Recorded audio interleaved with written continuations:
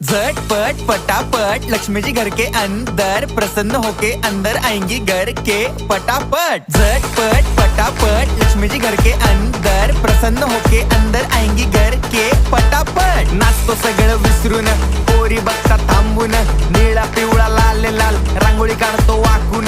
सणासुदीला रांगोळी काढ, भाऊचा बर्थडे रांगोळी काढ, नवीन वर्ष रांगोळी काढ, कलर उरला रांगोळी काढ।